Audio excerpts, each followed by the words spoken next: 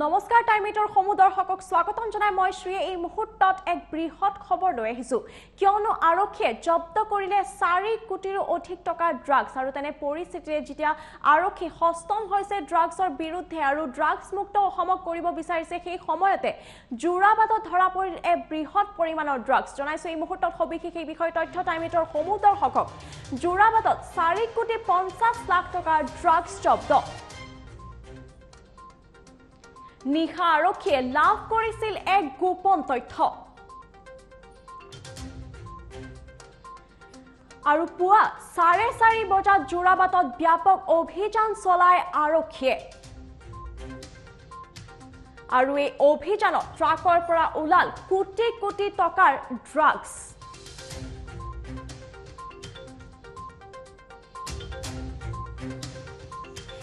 MN049866 নম্বৰৰ ট্ৰাকৰ পৰা জব্দ কৰে বৃহৎ পৰিমাণৰ হেৰইন আৰু লগতে জব্দ 60 পেকেট হেৰইন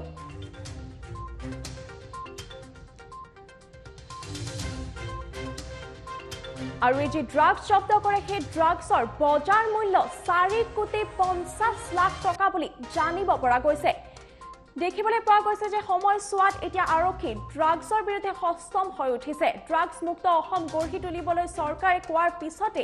আৰক্ষীয়ে চাৰিওফালে ড্ৰাগছৰ বিৰুদ্ধে অভিযান চলাইছে আৰু এই অভিযান চলাই থকাৰ সময়তে নিশা আৰক্ষীয়ে কালি এক গোপন তথ্য লাভ কৰিলে আৰু এই গোপন তথ্যৰ পম খেদি আৰক্ষীয়ে এক অভিযান চলালে নিশাৰ ভিতৰতে আৰু পুৱা 4:30 বজাত জোৰাবাদত ব্যাপক অভিযান চলোৱাৰ পিছতে ধৰা পৰিলে বৃহৎ পৰিমাণৰ ড্ৰাগছ এখন ট্ৰাকত জব্দ কৰে বৃহৎ পৰিমাণৰ হেৰইন আৰু সেই ট্ৰাকখনৰ নম্বৰ MN049866 এই ট্ৰাকখনত জব্দ কৰা হয় বৃহৎ পৰিমাণৰ হেৰইন ইয়াৰ দৃশ্যাংশ দেখুৱাইছো এফালে দেখুৱাইছো যিখন ট্ৰাকত এই ড্ৰাগছ জব্দ কৰা হয় সেই ট্ৰাকখনৰ দৃশ্যাংশ আৰু আনফালে আৰক্ষী থানাৰ লগতে যি কেজনে ড্ৰাগছ লৈ পেলাই গৈছিল সেই কেজনক যিকেজন ধৰা পেলালে আৰক্ষী আৰু লগতে এই ড্ৰাগছ লগতে যি ধন জব্দ কৰে আৰক্ষী সেই দেখুৱাইছে এই মুহূৰ্তত টাইমিটৰ সমুদৰ্শকক অসম আৰক্ষীৰ বৃহৎ সফলতা এই মুহূৰ্তত কাৰণ 4 কোটি 50 লাখ টকাৰ ড্ৰাগছ একেলগে জব্দ কৰিবলৈ সক্ষম হয় আৰক্ষীয়ে সবিশেষ জানিবলৈ আমাৰ সৈতে মন্তব্য আছে কমিশনাৰ অফ পুলিচৰ সেই মন্তব্য টাইমিটৰ সমুদৰ্শকক দেখুৱাই লৈছো এটা ক্ৰেডিবল সোৰ্স ইনফৰমেশন পোৱা গৈছিলে কালি লেট ৰাতি তাৰ পিছত based on this source information ৰাতিপুৱা 4:30 মানত আমি নাকাটো লগালো জোৰাবাট ওপিৰ ওচৰত জোৰাবাট এৰিয়াত ৰাতিপুৱা around 6টা বজাত while checking of various vehicles and trucks এটা ট্ৰাক পোৱা গৈছে MN049866 ইটো মণিপুৰৰ পৰা আহি আছিল ইম্ফালৰ পৰা আৰু 60 packets of heroin তাত পোৱা গৈছে weighing 660 grams এই প্যাকেট গিটাটো সোপ বক্সত হুমাই ৰাখিছে আৰু যেটো আমাৰ ইঞ্জিন কভাৰ হয় তাত এটা ইঞ্জিন কভাৰৰ তলত লুকাই ৰাখিছে তেতিয়া নৰমাল চেকিংত ইটো ধৰা না যায় কিন্তু ইঞ্জিন যেতিয়া খুলিলে আমাৰ মানুহ তেতিয়া ধৰিলে আমাৰ জয়েন্ট সিপি গুৱাহাটী আন্ডাৰত এটা এন্টি নাৰ্কটিক্স স্পেশাল স্কোয়াড আমি গঠিত কৰিছো এই স্পেশাল স্কোয়াডটো এতিয়া কাম আগবঢ়াই আছে apart from that driver আৰু তেখেতৰ লগৰ এটা মানুহ ধৰা পৰিছে ড্ৰাইভাৰৰ নাম আছে MD Warish হি থবল ডিস্ট্ৰিক্টৰ আৰু এটা জেনিসন তেনেজাম হিয়ে থবল ডিস্ট্ৰিক্টৰ দুটা ধৰা পৰিছে a case has been registered at Bokhisto PS white case number 1533/21 और এতিয়া বাকি লিংকেজেস উলিয়াবলে বস্তুটো কোড গৈ আছিল because this is part of an interstate drugs trafficking network বস্তুটো কোড গৈ আছিল কোন ৰেসিপিয়েন্ট আছিল গুৱাহাটী আছিল না বাহিৰত যোৱা কথা আছিল এই বিলাক কথা এতিয়া আমি তদন্ত কৰি আছো স্যাৰ নমাইলো এজন লোকক দিম বুলি তেওঁলোকে স্বীকাৰ কৰিছে আৰু কোনোবা এনেকা আছে নেকি আপুনি যদি এটো খবৰ পাইছে আমিটো এতিয়া তদন্ত কৰি আছো নমাইলৰ কথাটো যি আছে আমাৰ অপাৰেশনাল কথা 9 মাইল হয় বা 6 মাইল হয় বা 7 মাইল হয় ইটো আমি পিছত যেতিয়া মানুহ ধৰি লম তেতিয়াই জনাম কিমান টকা হ'ব স্যাৰ গোটেখিনি কিমান এমাউন্ট কিমান হ'ব স্যাৰ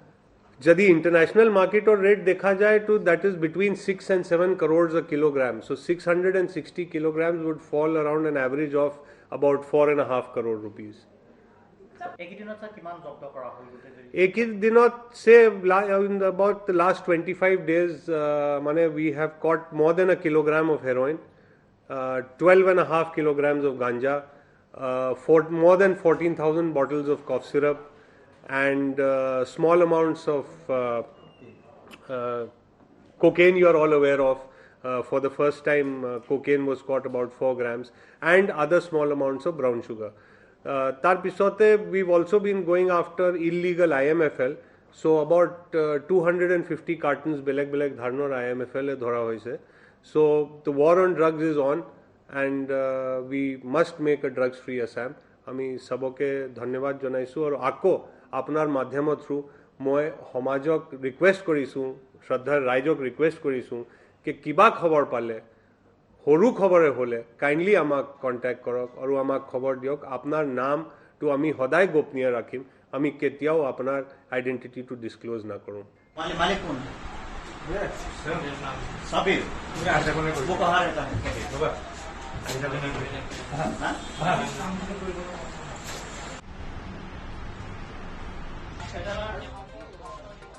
আৰু এনেধৰণে মন্তব্য কৰে যে এন্টি নাৰ্কটিক স্পেশাল এক বিশেষ স্কোয়াড গঠন কৰা হৈছে আৰু এই স্কোয়াডে ড্ৰাগছৰ বিৰুদ্ধে অভিযান চলাই আছে আৰু এই অভিযানতে এই ধৰণে বৃহৎ পৰিমাণৰ ড্ৰাগ জব্দ কৰে নিখাটোৰ ভিতৰতে 4.50 লাখ টকাৰ বজাৰ মূল্যৰ ড্ৰাগ জব্দ কৰিবলৈ সক্ষম হয় আৰু লগতে কমিশনাৰ অফ পুলিচ তেখেতে জনোৱা অনুসৰি যদিহে কোনো ব্যক্তিয়ে এই বিষয়ে অথবা ড্ৰাগছৰ বিষয়ে যদি কৰোবাতো খবৰ পায় তেন্তে অতি শীঘ্ৰেই তেখেতসকলক অৱগত কৰিবলৈ জনায় আৰু যিসকল লোকে এই বিষয়ে অৱগত কৰে তেখেতসকলৰ নাম সম্পূৰ্ণৰূপে সিক্ৰেট কৰি ৰখা হ'ব বুলিও মন্তব্য কৰে।